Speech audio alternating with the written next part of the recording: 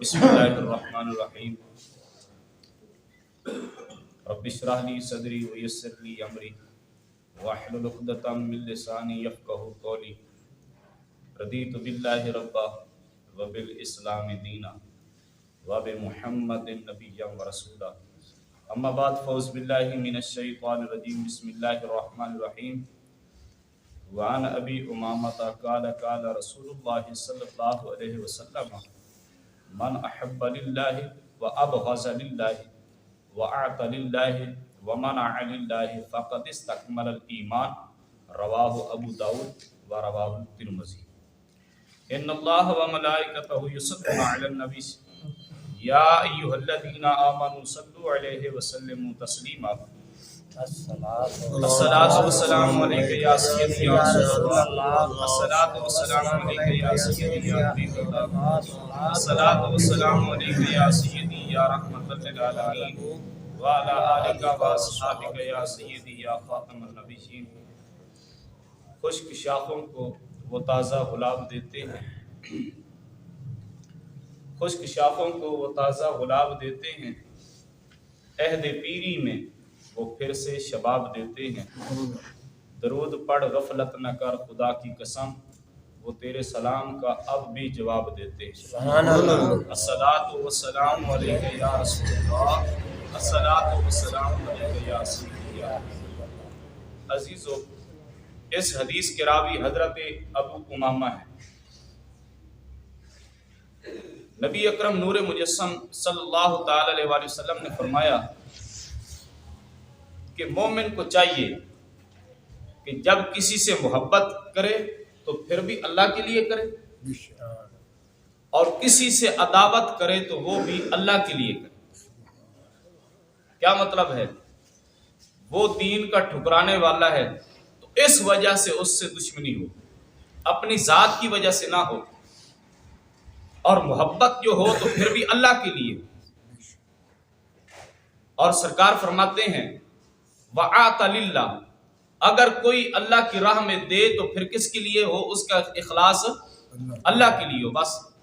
اور کسی کو اگر نہ وَمَنَعَ لِلَّهِ، اگر نہ دے تو پھر بھی وہ کس کی وجہ سے ہو؟ اللہ کی وجہ سے۔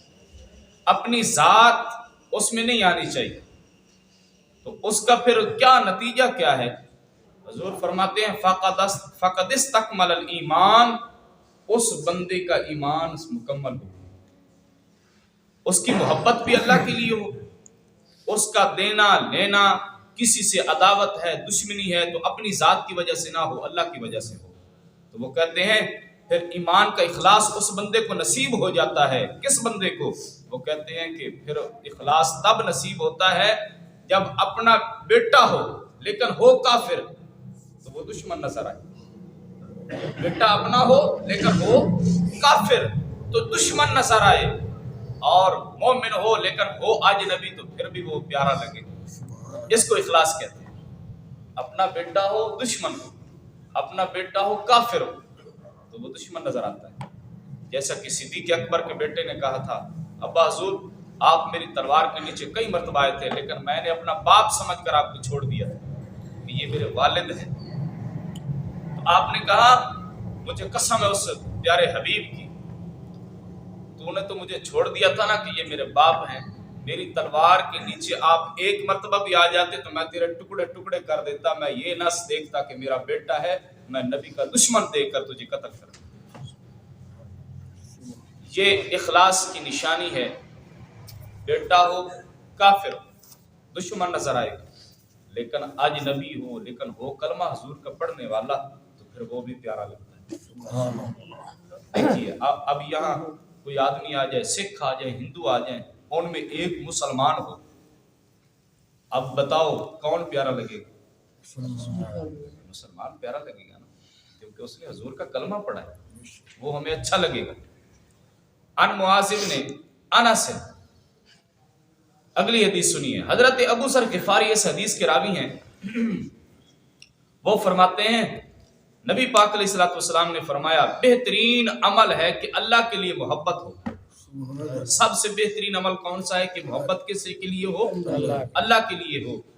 اور سب سے بہترین عمل یہی ہے، وہ فرماتے ہیں کہ عداوت اگر دشمنی بھی کسی سے ہو تو وہ بھی اپنی ذات کی وجہ سے نہ ہو۔ لیکن آج کل لوگ کیا کرتے ہیں، اپنی ذات کی وجہ سے دشمنی بنا لیتے ہیں، ذاتیات کو بیچ میں لاتے ہیں، عداوت دشمنی ایسی رکھتے ہیں کہ کئی سال تک پھر ایک دوسرے کے متھے نہیں لگتے، ہاں جی، سامنے بھی نہیں ہوتے اور بولتے بھی نہیں۔ کیوں؟ ان کی دشمنی اپنی ذات کی وجہ سے ہوتی ہے، اللہ رسول کی وجہ سے نہیں ہوتی۔ اللہ رسول کی وجہ سے ایسے ہو، مثال کے طور پر اگر کچھ دیکھیے، مسلمان کافروں کے جب ہاتھ مسلمانوں کے کپڑوں سے لگتے تھے نا، مسلمان ان کے سامنے جلدی دھوتے تھے۔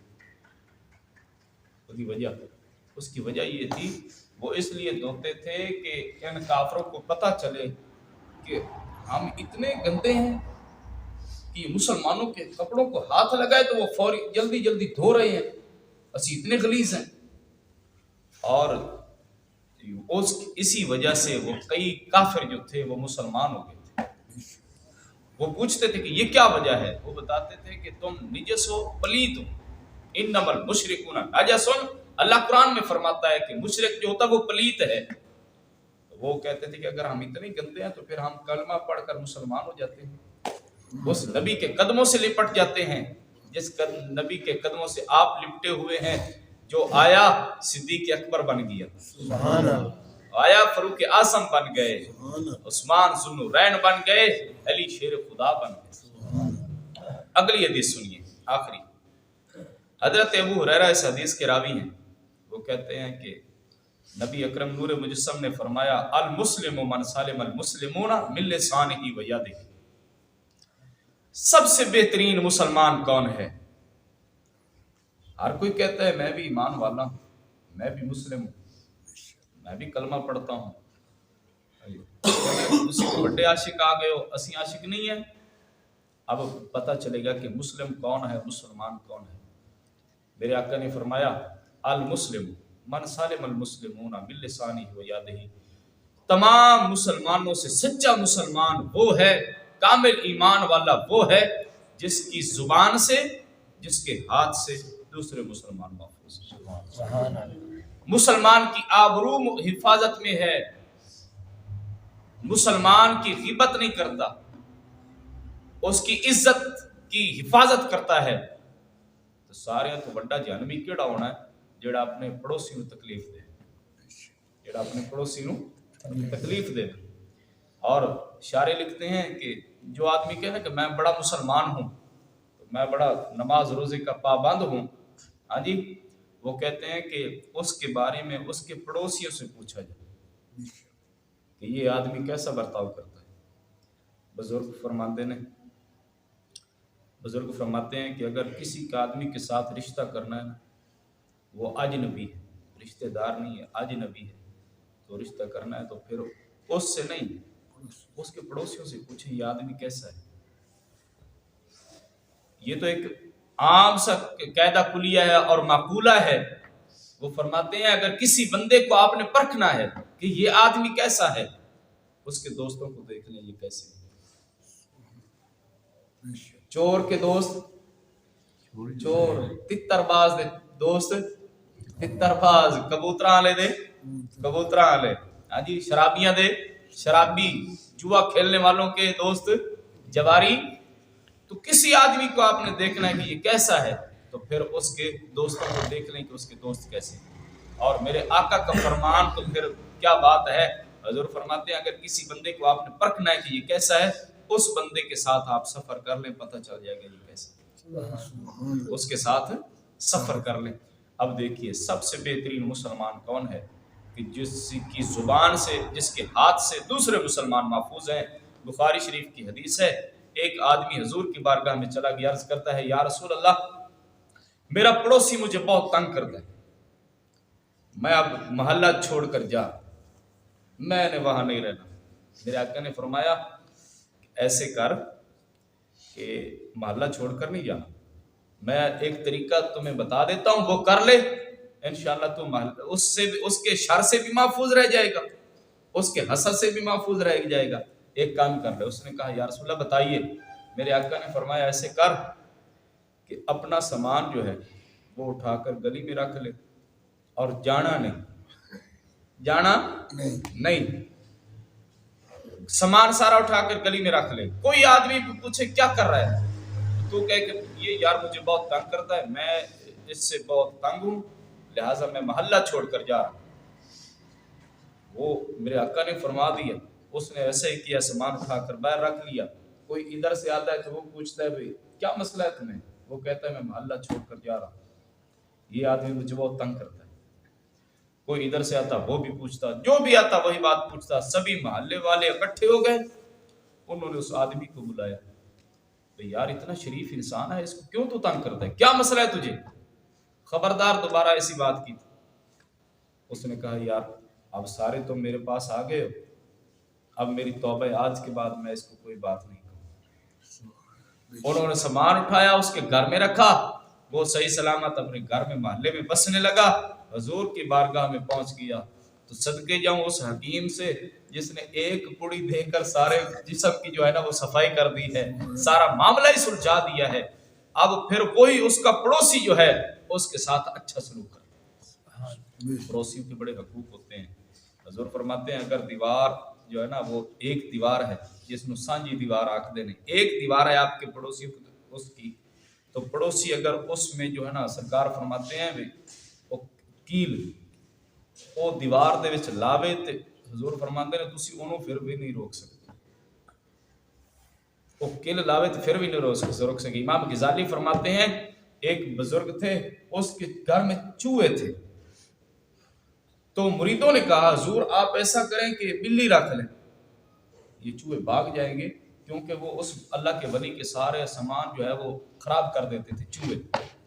تو مریدوں نے کہا کہ آپ بلی رکھ لیں. اللہ کا ولی کہتا ہے میں بلی نہیں رکھنی. اس کی وجہ وہ کہنے لگے کہ اگر میں نے بلی رکھ لیا تو یہ چوہے اس کے ڈر کی وجہ سے بھاگ کر پڑوسیوں کے گھر میں داخل ہو جائیں گے. میں اپنا نقصان تو برداشت کر سکتا ہوں لیکن میں پڑوسیوں کا نقصان نہیں برداشت کر سکتا. میں اپنا نقصان تو برداشت کر سکتا ہوں لیکن پڑوسیوں کا نقصان برداشت نہیں کر سکتا. سب سے بہترین مسلمان وہ ہے جس کی زبان سے ہاتھ سے دوسرے مسلمان کی عزت آبرو حفاظت میں ہے. یہ نہ ہو کہ کسی کی کوئی بات آئے تو پھر وہ اس کو اچھالے پھرے. نہ، مسلمان کا حق یہ بنتا ہے. اللہ فرماتا ہے میرے بندوں کے ساتھ وہی رویہ رکھو جو مجھ سے تم جو ہے نا توقع رکھتے. اللہ رب العالمین عمل کی